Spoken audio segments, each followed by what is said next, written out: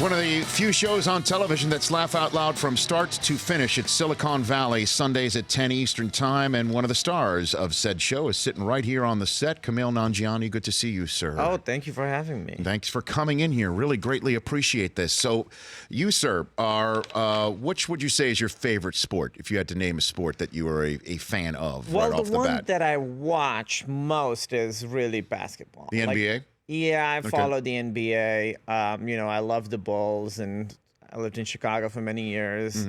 So were you there during the Jordan heyday? Okay. After the Jordan heyday. I've never seen the Bulls heyday. Like they're, but when we had Derrick Rose, that was really exciting. So there are periods where Chicago has been exciting. So I like the Bulls. And then before that, actually, when I first came to America, I'd visit my uncle in Florida, and so I would go to see Magic games all the time. So the Orlando, so now would that be the Shaq, Penny Hardaway? After that.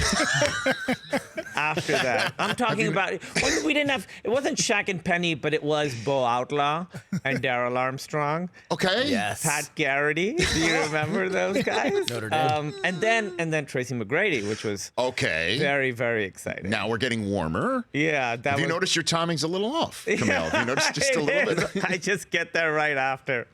Yeah. So now you're in Los Angeles, right?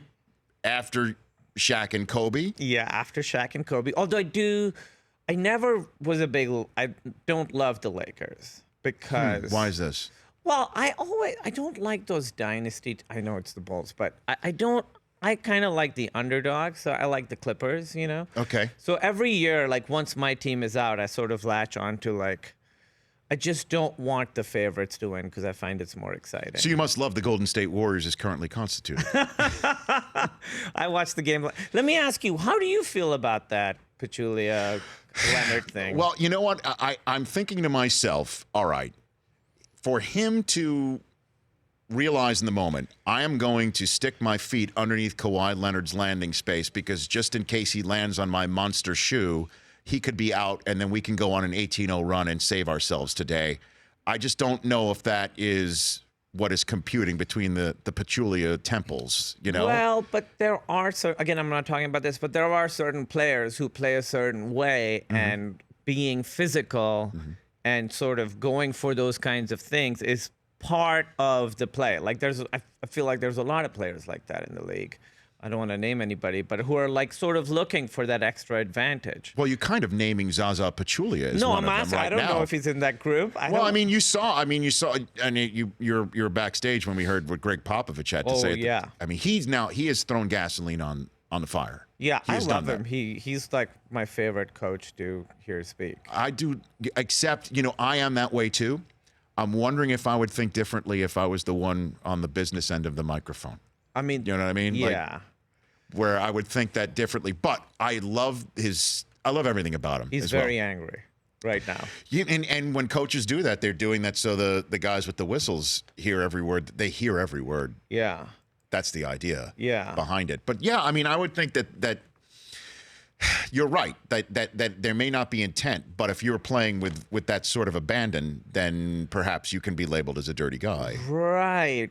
And people do have that label. I don't know what happened in this case. Obviously, when you watch it, and I watched it a bunch of times, he does move, but it's so deniable. Like, it's not like, it wasn't to me, obviously, such a flagrant foul or anything.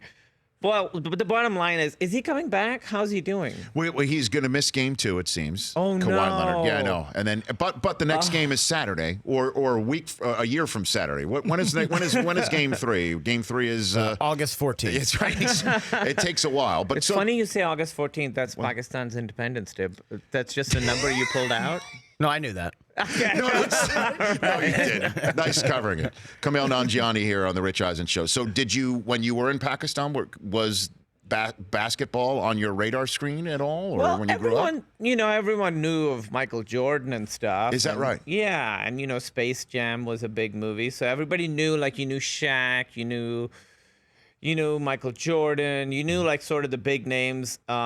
And I played a lot of video games, and I used to play basketball games. There was a game called Lakers versus Celtics that I used to play, which was like Bird and Magic and everybody. So I knew these players from playing that game. Oh, that's good. I like that. And so one of the many reasons why we love having you here is not only because we're big fans of Silicon Valley, but Chris Brockman, the gentleman across the way there who just plucked August 14th out of the clear blue. That's what I'm working with. Likes to take his shoes off on an airplane, Kumail. Okay? Yeah. And so we always bring up about how I have a problem with that, hygiene-wise. And then you have the plane story to just obliterate that. Yeah. Correct? You were on a plane and what happened? I was on a plane and a guy like took his pants off and he was on the bulkhead seat, so there's like a wall in front of you. So he took his pants off. He's wearing boxers. He gets up, takes his pants off, rolls up the jeans, lays them on the floor, like he does this every time. And then he puts his feet up on the bulkhead so that there's like a V, and then he's watching TV between his legs the whole time. And you know, my favorite part of this, what movie he was watching? Florence Foster Jenkins. Why is that the movie? It's also a movie about a woman who can't read the room. Like, and that's what this, it's perfect. Fantastic. Perfect. I didn't think he liked it. Actually, it would have been better with Basic Instinct, so he could watch that, Oh my the God. crossing of the legs moment. Yeah, that wouldn't have but been bad. I realized, So he's watching a street movie.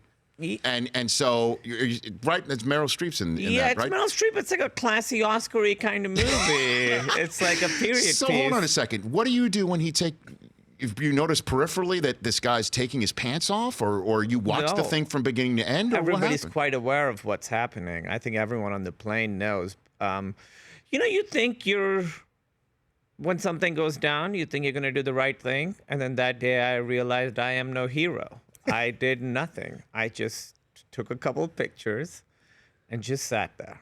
And then finally a flight attendant came and said, "Sir, could you please put your legs down?" Oh. And he like stared at her for 40 seconds and then slowly put his legs down while staring at her and then put one leg back up, like just in defiance. Wow. It was pretty amazing. So you're saying the flight attendant's admonishment was not put your pants on. The problem was that the legs were up? For real? Well, yeah, because it's, we're just going for the little battles right now. We're not trying to hit home runs. We're trying to get back to zero, Yeah. Did you get up and go to the bathroom to snipe the photo, or could you take the photo from your seat? He was right to my right. He was right across from me. Okay. Yeah, I just took a ton. That's always tricky. You don't want to get caught taking the photo. Yeah, right? but no, excuse me. At this point in time, I do believe that he has now lost his ability to be publicly shamed, which is why I wanted to ask you, your photograph did not include this gentleman's face. No. Why did you do that? Oh, you know what it did include? What? His wedding ring. Somebody married this guy. He was married. He has a wedding ring. Yeah. No, I didn't want to get the face in because he also was like making a scene before we boarded. Like he was standing in front of the gate. Like people with wheelchairs had to go around him because he was like, "I can't wait to get on there and get these pants off." What an outrage. And he was like, when he couldn't get the flight attendant's attention, he would like bang his fist on the. Who the hell is this person? I don't know, but I did want to like follow him home. Just to get the full story? I just want to see. I want to see a day in his life and be like, how does his wife greet him? Like, what's his? How do you think that would go? I think she's. I mean, I think their love is dead. I think they got married decades ago. Maybe there's a kid together. They have a life together, but they don't really see each other. Well, you do realize, I'm with Kumail Nanjiani here on the Rich Eisen Show. A few minutes left with Kumail. You do realize that if he was watching a film like the one that he was watching, he's into highbrow material. He might be a Silicon Valley fan. He may have known who you are. Well, and that may have been his way of just trying to get your autograph. That's the thing. Bizarre way. You can't choose your fans, Sometimes I'll have some stuff. People say stuff to me on Twitter, and I'm like, how can you say that and still watch something I'm a part of? You would think that there would be like I don't know. I don't want to get into it too much. With your fans, for sure. Yeah. But how are you enjoying doing this show? Because it looks like a blast what you guys are doing, and it's incredibly successful. Oh, I love it. It's the best job I've ever had. Because, in this business, it's very hard to have a job. You're just lucky to have a job. And then to have a job with people you love on a show that you would be a fan of, even if you weren't on it. Like, I've done things, I've been parts of things that I haven't ever watched. Like, I've done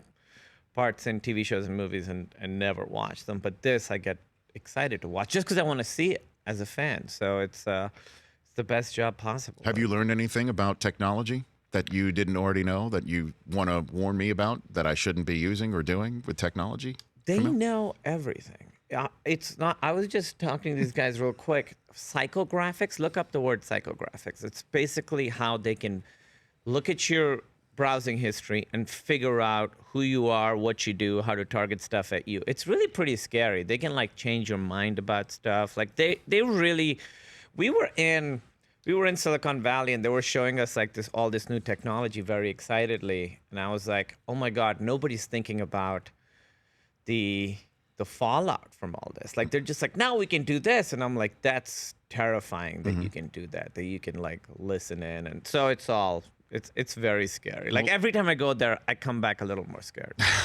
And well, in advance, congrats on The Big Sick, which is a film that's coming out in June, limited release, and then widely released in July. You and your wife have written it together, and Ray Romano is in it with you and your wife, and this is getting a lot of buzz. I did not see Snatched over the weekend, but Law did and said that there was a great preview for it in the theater. So looks like it tugs at the heartstrings a little, this one. Yeah, well, it's my wife, Emily Gordon, and I wrote it, and it's sort of based on the first year of our relationship, because we had some really big, crazy stuff happen. And this was 10 years ago is when all this stuff happened. So we got Judd Apatow. I hung out with him at a festival, and we had a great time, and we laughed, and he was like, do you have any movie ideas? And I was like, well, this kind of crazy thing happened to us. And he was like, that should be a movie. And so we wrote it, and it's a comedy. It is a comedy, but there's a lot of big, serious things that happen in it. And Ray Romano and Holly Hunter play her parents. that's going to be great. And Zoe Kazan plays Emily. Looking forward to that. That's limited release June 23rd, in theaters, widely released July 14th. You'll just come back and say, when this thing is a major monster hit like Silicon Valley, that you remember talking Bo Outlaw with me. Yeah, Okay? that would be great. We're changing the name of the movie to Guardians of the Galaxy 3. So I think that That's a brilliant don't you think so? marketing maneuver. I feel like that's pretty good. It's going to be called Guardians of the Galaxy 3, the new Transformers. I think we'll get some people. I smell hit. Kumail Nanjiani, Kumail N on Twitter. Good to see you, sir. Thanks for coming. having me. Anytime. The Rich Eisen Show, weekdays at noon Eastern on radio stations across the country and audience. If you like that, please download our app. There's lots of fun things there other than just more of the videos you just saw. You can call us from the app. You can email us from the app. Just download it. Trust me, you'll enjoy it.